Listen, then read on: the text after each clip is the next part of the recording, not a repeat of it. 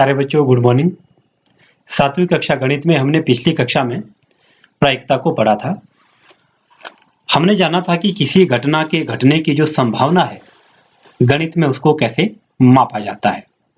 अनुकूल परिणाम बटे कुल परिणाम। और प्रश्नावली 3.4 के सभी प्रश्न आपको हल करने को दिए थे और इसके साथ ही आपको मैंने जो पिछला होमवर्क आपका पेंडिंग था वो पूरा करने को कहा था। तो आपकी कक्षा के कुल 8 बच्चों का होमवर्क मेरे पास प्राप्त हुआ है और आप है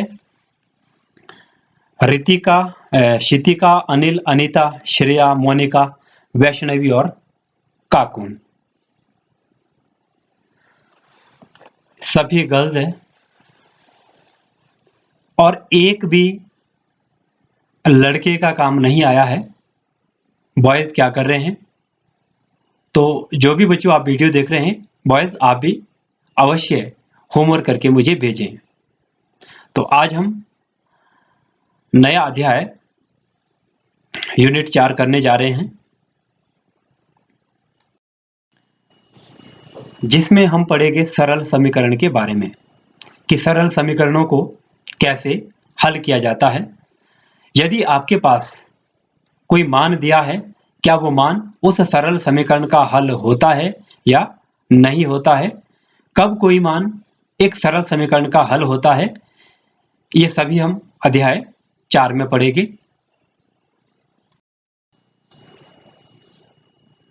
देखिए बच्चों, प्रश्नावली 4.1 पहला प्रश्न है, निम्नलिखित सारणी के अंतिम स्तंभ को पूरा कीजिए। अंतिम स्तंभ ये है, इस अंतिम स्तंभ में जो खाली स्थान दिए हैं ये भरने हैं और इन खाली स्थान में भरना है हाँ या नहीं। पहला देखिए, समीकरण दिया है x जमा 3 बराबर है 0 और चर का मान दिया है 3। अब आपको ये बताना है जो ये चर का मान 3 दिया है, क्या ये मान इस समीकरण को संतुष्ट करता है या नहीं। अगर करता है तो यहाँ हाँ लिखना है, अगर नहीं करता है तो आपने नहीं लिखना है। इसके लिए आप क्या करेंगे? नंबर 1 में तो हम क्या करेंगे, जो आपके पास समीकरण है, समीकरण x जमा 3 बराबर है 0, इसमें क्या करेंगे, x बराबर है कितना लेंगे 3, क्योंकि x का मान कितना दिया है, चर का मान 3, x बराबर है 3 रखने पर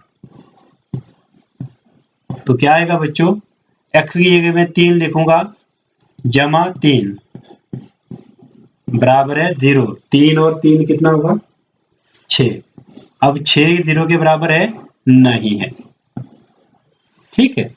तो यहां पर क्या है, समीकरण संतुष्ट नहीं होता, तो यहां क्या लिखेंगे नहीं।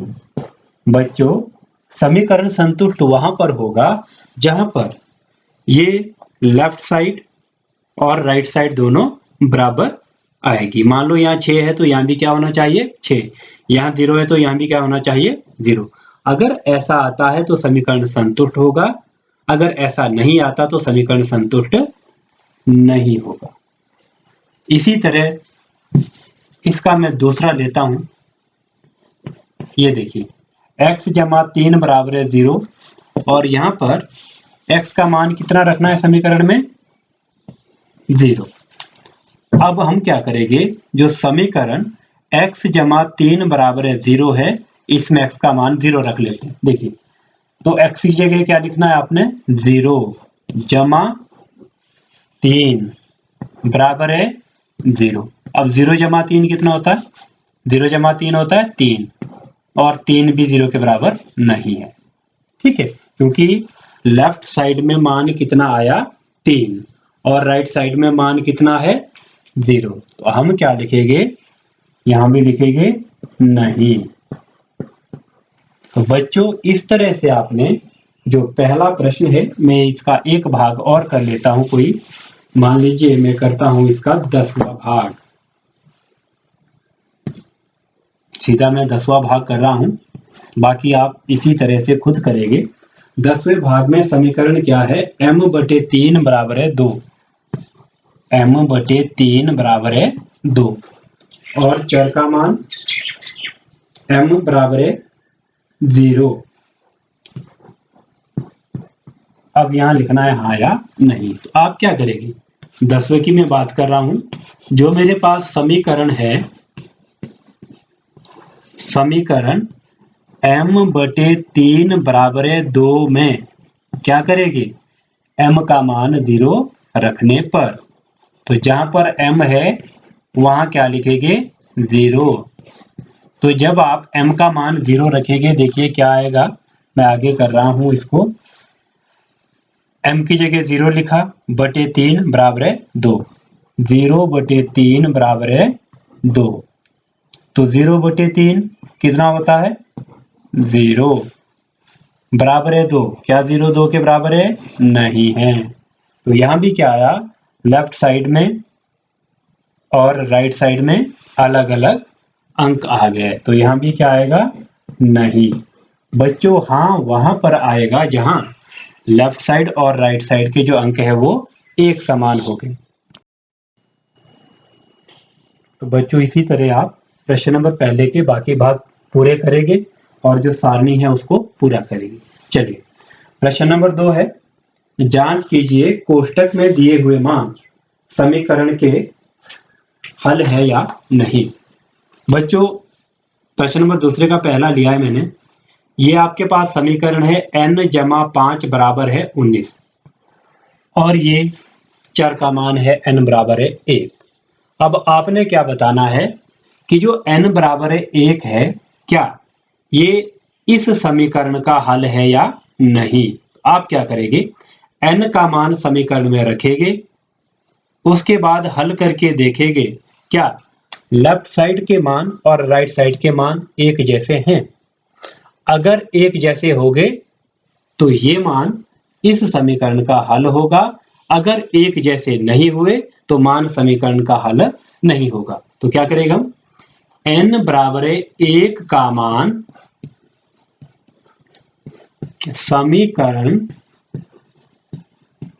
समीकरण क्या है, n/5 बराबर है 19 में रखने पर। बच्चों अब इस समीकरण में जहां पर n लिखा है वहां पर कितना लिखूंगा मैं, 1, क्योंकि n का मान क्या है 1। n की जगह लिख लिया, आगे क्या है, +5 बराबर है 19। यहाँ कितना आया, 5 और 1 6, और यहाँ कितना आया 19, ये भी बराबर नहीं है। ठीक है, तो हम क्या लिखेंगे, अतः n बराबर है 1 समीकरण का हल नहीं है।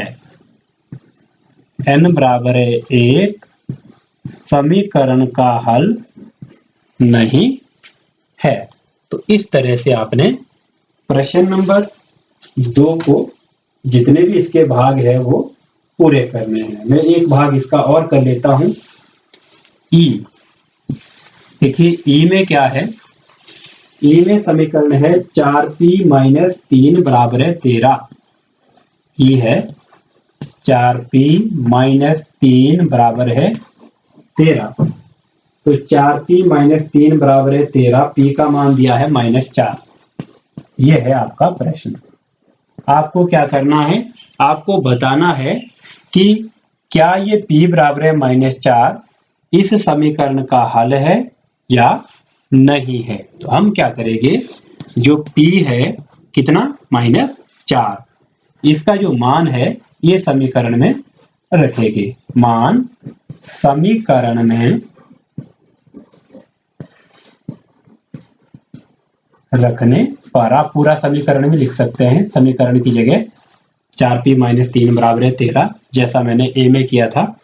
तो अब आप क्या करेंगे, जहां p है वहां लिखेंगे -4, 4 गुणा वो बैल बछड़ी जाए थे क्या टाइम, टाइम तो काफी होना, धूप लगता है, बुधने चढ़ते हो 11 बजे, कल भी मम्मी ने जल्दी ला दी। 7:30 बजे। हाँ 7 बजे बोला था भैया को भेजो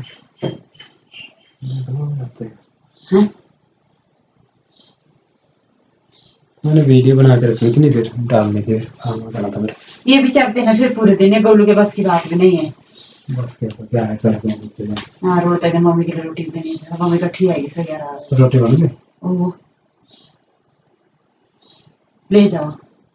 तब ये भी यहाँ भी गंदा खाना सारा गुड़ गोबर करते हैं, कोई बात चुप नहीं तो कम से बाइक जाना तो आइए, बाइक पर दौड़ा दौड़ा के लेकर आइए। मैं पूछती हूँ मुझे नहीं आ जाओ फिर आप नहीं जाओ। अरे टाइम नहीं है ना जी।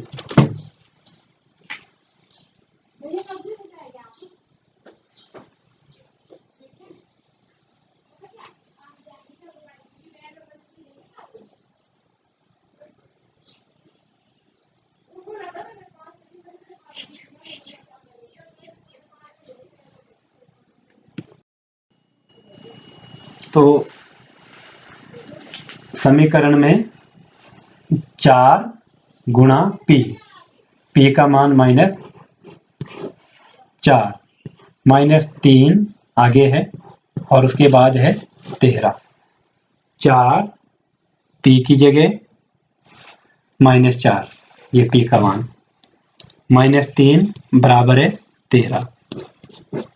4 गुणा -4 हुआ -16, -3 बराबर है 13, -16 -3, minus minus plus, sign minus का, -19 बराबर है 13।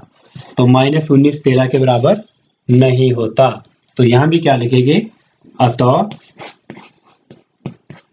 P बराबर है -4 समीकरण का हल नहीं है।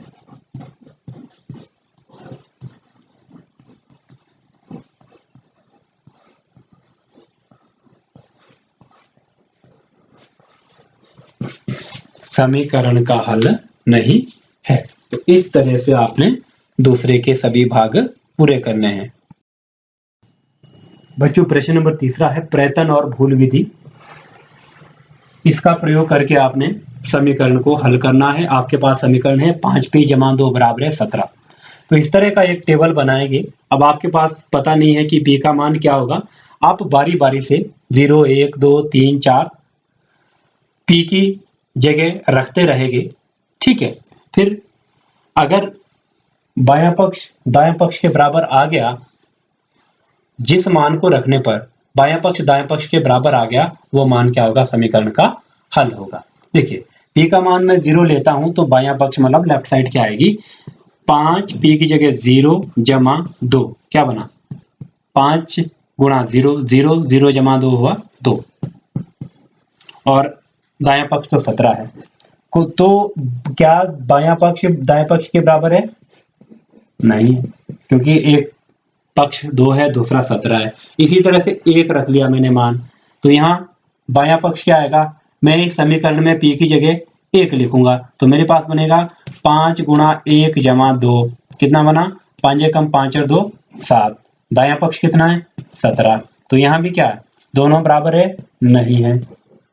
तो इस तरह से आगे आपने चलते रहना है। जैसे फिर मैंने देखा 1 के लिए, अब 2 के लिए मैं देखता हूं क्या बनेगा, 5 गुणा p, p की जगह 2 + 2 कितना बना, 5 दूणे 10, 10 और 2 12, और यहाँ कितना है 17। तो अभी भी क्या है, ये बराबर नहीं है। इसके बाद मैं 3 रखता हूं, क्या बनेगा, 5 गुणा 3 + 2, 5 3 15 2 17, यहाँ भी क्या है 17, यहाँ आ गया। हाँ देखिए p का मान जब मैंने 3 रखा तो मेरे पास बायां पक्ष दायां पक्ष के बराबर आ गया। तो इसका मतलब ये हुआ जो p बराबर है 3 समीकरण का हल है। क्या लिखेंगे, p बराबर है 3 समीकरण का हल है।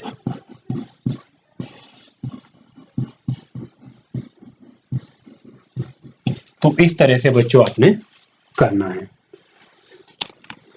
तो प्यारे बच्चों आज आपने होमवर्क जो प्रश्नावली 4.1 है, इसके 3 प्रश्न, पहले 3 प्रश्न, पहला प्रश्न इसके सभी भाग करने हैं, दूसरे प्रश्न के भी सभी भाग करने हैं, और तीसरे प्रश्न के भी दोनों भाग आपने करने हैं। तो ये आपके लिए होमवर्क है, तो सभी बच्चे होमवर्क करके मुझे भेजेंगे।